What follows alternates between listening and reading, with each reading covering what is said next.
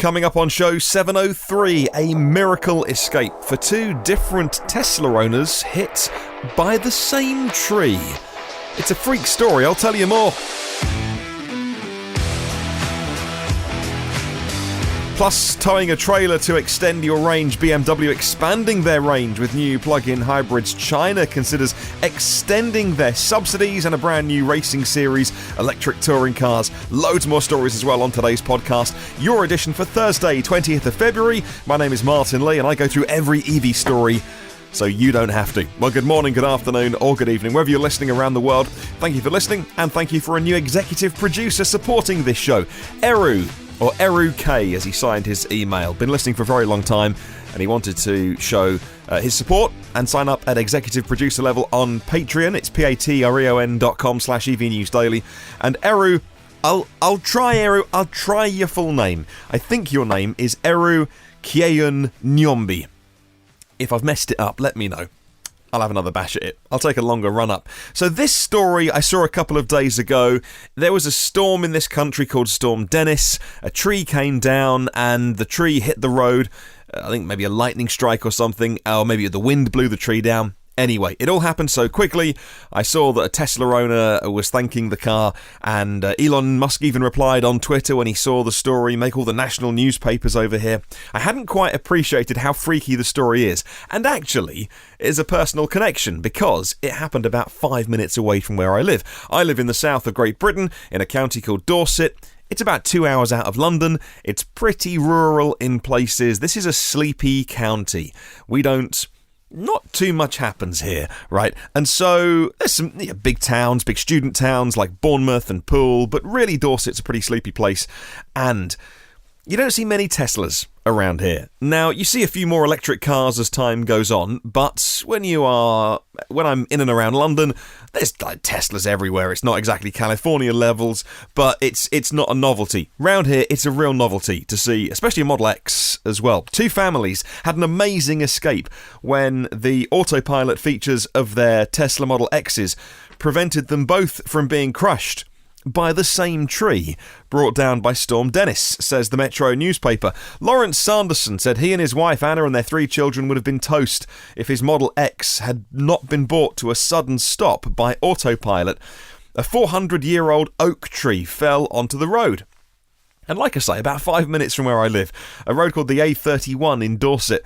So this tree came down and Autopilot slammed on the brakes. Now, the tree did fall on the bonnet at the front of the car, but if Autopilot hadn't sensed something and stopped the car, it would have hit the top. And we know Model X's are built strong, but I'm not sure they're built strong enough for a 400-year-old oak tree.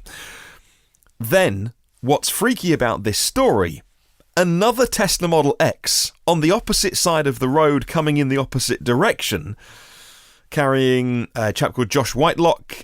He was from Wimborne, and his partner Kitty, their mother Julia, they were also in a Model X. So it's very rare to see one Tesla on the roads around here, let alone two, on the same piece of road.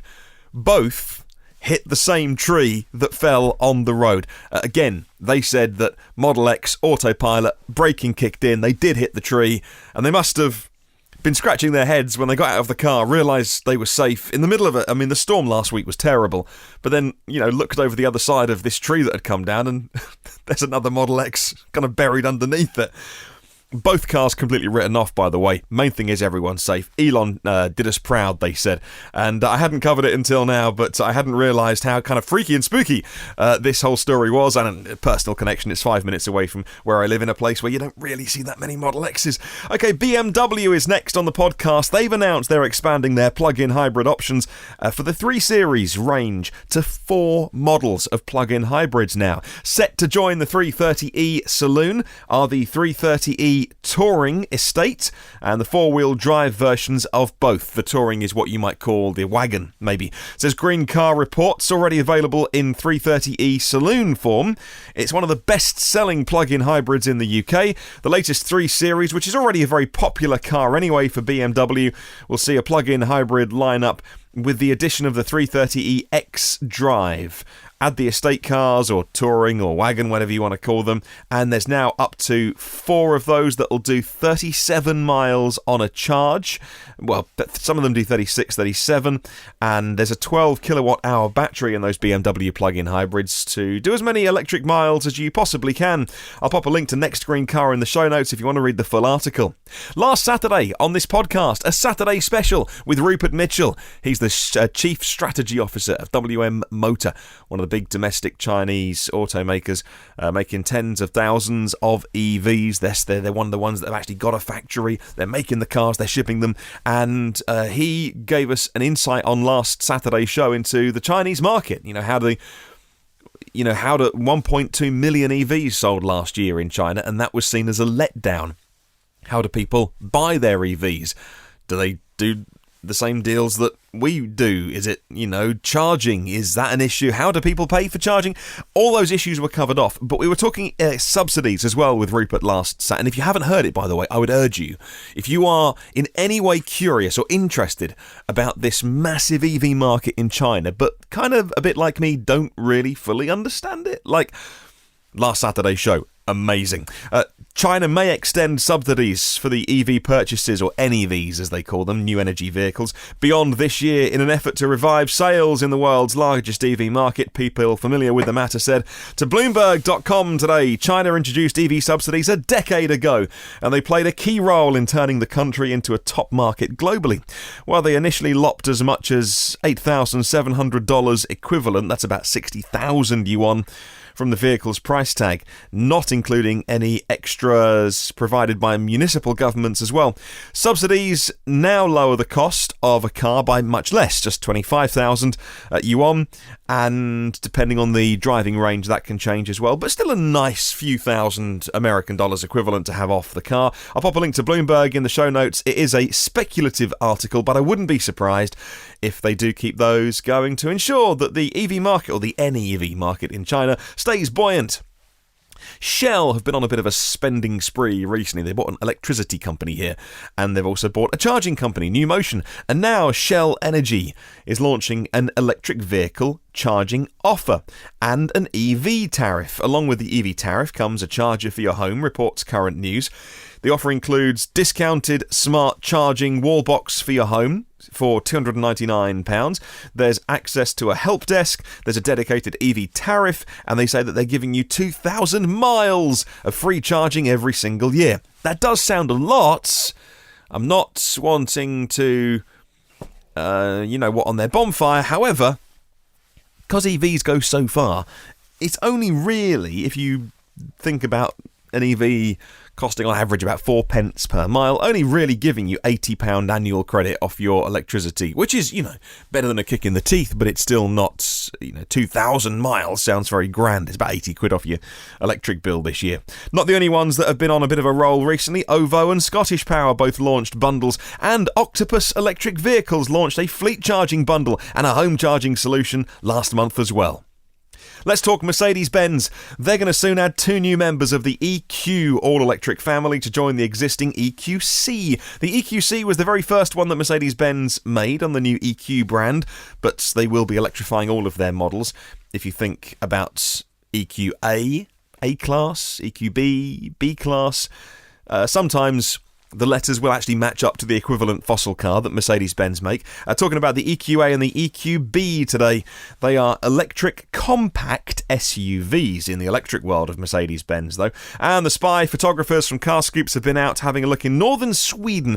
Now, the cars have got much, much less camouflage than we've seen before. Really only little bits of it, the front and the rear ends of the 2 new Mercedes. Full electric cars have got some camouflage tape over them. The rest of the bodywork, though, is left exposed, and as it will be when they finally go on the market. At the front, they have different lights. They have closed-up grills. Yes, apart from a little bit of cooling for batteries and things, you don't need a grille. It does really no good at all for the aerodynamics of a car. The front bumpers are redesigned for increased aerodynamic efficiency and a distinctive appearance. At the back, there's a really cool, funky LED light strip that unites the 2 tail lights. More people doing that. It looks great on the Audis as well. The package includes aero wheels, and reports from Germany suggests Mercedes will offer a choice of battery packs on the EQA and the EQB. The capacities will go from 60 to 110. 110 kilowatt hours. Okay, let's move on. You know I love my motor racing, and for my sins, I also like a bit of Formula 1. And yes, they do burn stuff, don't they? Eurosport Events has unveiled a new electric touring car racing series. If you would like to watch some all-electric racing, you're in luck, along with Formula E and Extreme E, which are coming. I'm really excited about Extreme E, and I love my Formula E. Pure ETCR is billing itself as the world's first all-electric, multi-brand touring car championship, reports the website Sports Business today. Eurosport Events has announced a number of showcase events to take place over next year. There's Goodwood Festival of Speed. I must go to Goodwood this year. I went to Goodwood Revival a couple of years ago, went to Goodwood Festival of Speed maybe last year before. Must go again this year. It's only been a couple of years since I was last at Goodwood, and it's always a fantastic event. Either of the ones are fantastic events. So yes, the ETCR will be at Goodwood this summer. They'll be at Daytona as well in January next year. Then they'll have a first full season with drivers competing in 8 global races. Autocar magazine says the formula will feature cars with a battery pack of 65 kilowatt hours, an 800-volt battery architecture, and 300 kilowatts of continuous power, 500 kilowatts of maximum boost power, the equivalent of 680 brake horsepower. Well, the batteries are coming from Williams Advanced Engineering, also a partner with Formula E, and recharging will come from hydrogen generators at the pits in the paddock that will provide the electricity to charge the cars, a 90% charge in just 1 hour. Okay, let's talk about how many people want to buy an EV, and it's rather a lot. Public perception and even mood really around EVs has changed a lot in the last few months, and now 70% of car buyers are now considering an EV for their next car, according to a survey conducted by Shell, who we mentioned earlier. In light of the UK government's announcement to ban anything that has an engine inside it, so that includes hybrids and plug-in hybrids, from 2035, and in fact Grant Shapps, the man in charge of this, went on the Today programme to say, look, let's aim for 2032. But we'll do a consultation on that, and you know, the government are thinking that they will bring it forward yet again by another 3 years. Shell conducted a survey of 1,000 people in the UK to understand their current attitudes towards EVs, and the attitudes are very good. According to the survey, 80% of recipients said that their desire to do more for the planet made EVs appealing. 75% of people said EVs are attractive because of their quietness. 55% said they're likely to buy an EV because petrol and diesel is being phased out. And this is something, I allude to it occasionally on the podcast, but you know what? Wherever you live, whether it's your local area, region, or national government, they don't actually have to ban petrol cars in the future because the market will look after it. And all they need to do is they say they're going to do it. Like if governments come out and say, we're banning hybrids from 2032, which our government's done, then that provides a rocket up the bum of the car makers, and a rocket, actually, with consumers and buyers, because following that news a couple of weeks ago, who's going to buy a diesel car now? Like nobody. Who's going to buy one of the soft hybrids? Nobody. That market just got killed overnight by one single announcement, because you won't be able to use them in a few years' time. And so that's why so many people you haven't got to go through with it, because by the time you get in 12 years' time, they just won't be on sale. I mean, you can, obviously, you should go through with your promises. You know, I'm not saying politicians shouldn't keep their promises. I think in this case, though, the damage needs to be done to the car companies that make fossil cars now by changing public perception. Do you kind of get what I'm saying? So, big survey done here by Shell, and over 2/3 of people say the next car they want, they will consider electric. Doesn't mean that they will, doesn't mean that they have, doesn't mean that they are going to buy, but you know, it's perception, and they're going to consider it, and that is a really good thing. And I know from the feedback that I get, the emails and social media that I get on this podcast, more and more people are tuning in all the time, and people who aren't mega EV geeks, they just searched and Googled for something, if you go into Google and type the phrase EV news, I noticed that this ranking, the podcast, is just getting higher and higher all the time. It must be something to do with the way that people are searching for this kind of stuff, and people are really getting interested alongside what you and I are interested in. Well, let's talk about a couple of car brands, Renault and their more budget brand, Dacia. They're going to unveil electric cars at the Geneva Motor Show. Renault confirmed that they're as 2 weeks away from the unveiling of new electric cars at the Geneva Motor Show. They'll be showing off the Renault Twingo, little city car, Twingo ZE. The new Renault Kangoo for commercial vans, an electric concept called the Morphos. Yeah. But what's very interesting is the Dacia. They are a budget brand of Renault, and that is an exciting car. Well, I find it exciting. I find most EV stuff exciting, shock horror. But I find it really exciting because there's a very cheap Chinese car called the City KZE. It's going to be that, but rebadged Dacia. Probably with a bigger battery, I think. Probably with a bigger motor, I think, for European markets. However, one of the things people always say is, I would drive an EV, but they're all too expensive. They're all 100 grand Teslas, aren't they? And when the budget brands start to come in, if it can be a very compelling car without all the bells and whistles, it's a good thing, right? Dacia is entering the electric market with a 100% car revolution that they say capitalises on their parent company Group Renault's 10 years of expertise in electric mobility. And staying with Renault, they had a massive January. Congratulations to all the team at Renault. They had a big January 2020. It says Inside EVs, almost 11,000 of their EVs were sold globally. That smashes the previous record of 7,000. It's the first 5-digit result for the French group, and the success was all possible. Nearly all of those 11,000 cars, over 10,000 of them, I think, were the new Renault Zoe ZE 50, with a 50 kilowatt-hour, 51 kilowatt-hour battery, and fast charging now with CCS combo plug on the front of it. And I don't know what the range is of that. Must be over 200 miles, surely. It gives a chance to maybe get to 100,000 of them throughout the year if sales can continue to stay high. And why not? Because it's the only EV that'll have DC fast charging and will take 22 kilowatts AC charging as well. It's the perfect combination. Well, moving on. This is a curious one. Customers who want to buy an EV and facing the dilemma of how much do you pay for how much range. You want a big battery pack, but that's expensive. You can only afford a smaller car, but it doesn't go quite as far, so when you do your motorway journeys, you're going to have to stop more often and charge. Well, an article that Automotive News Europe published today about a company that I saw last November getting a fair bit of press. They're called EP Tender, named after a tender boat that services a big boat.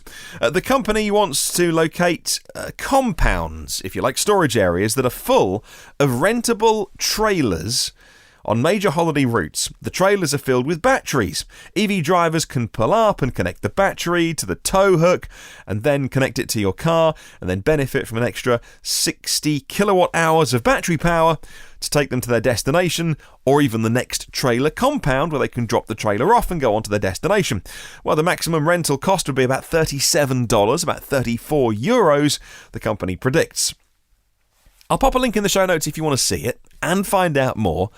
Most EVs can't tow, or at least aren't certified to tow. So it's all well and good saying you can tow a big trailer that's got lots of big lithium-ion batteries in to give you a boost. I haven't got a tow bar. I don't think anyone's got a tow bar, apart from a few Tesla drivers. And so we can't connect it to the car. And also, how do you connect it to the car? With the cigarette lighter or something? 12 volts? No. So how does it work? I don't understand it.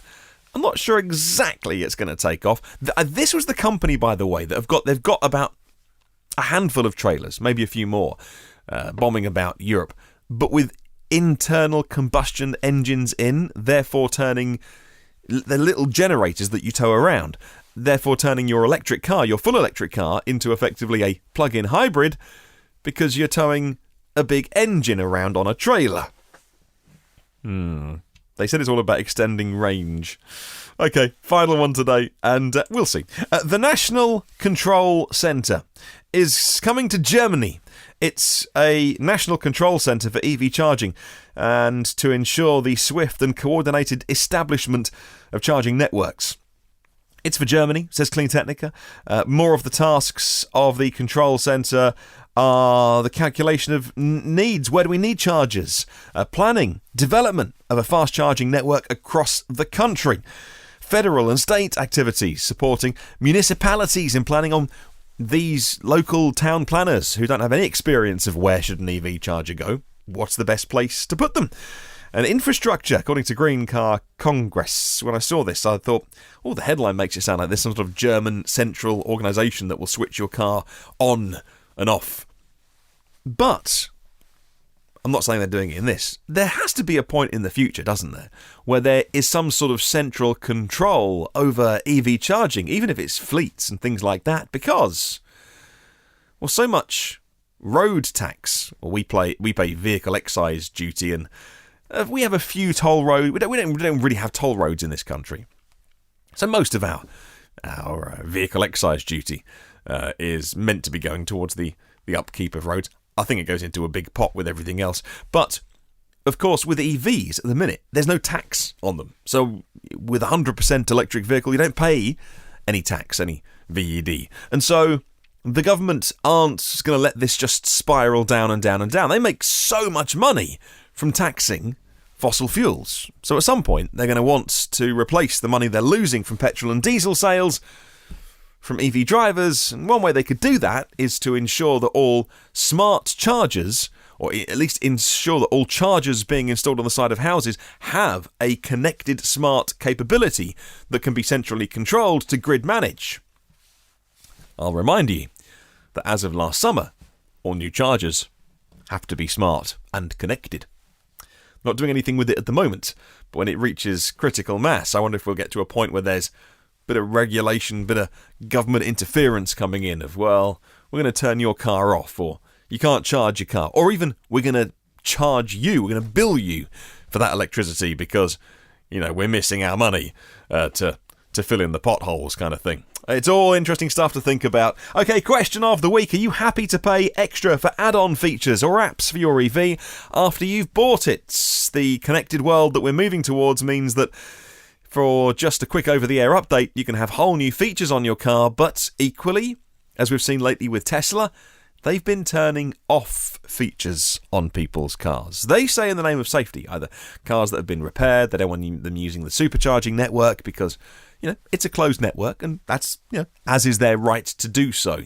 But if your car company can turn off features without you agreeing or even knowing, because they've been turning off DC fast charging on third-party networks as well. And people are saying, well, actually, in that case, whose car is it? Because I thought I bought it. How do you feel about this whole thing? Are you happy to pay extra to turn on new features?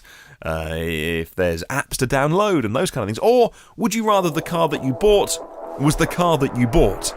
Let me know. You can email me hello@evnewsdaily.com or leave the comments on the YouTube show.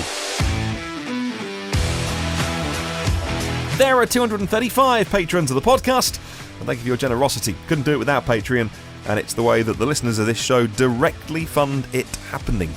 It became a very expensive side hobby a couple of years ago, and thanks to Patreon, it now survives and makes a little bit at the end of each month. Not much, but a little bit.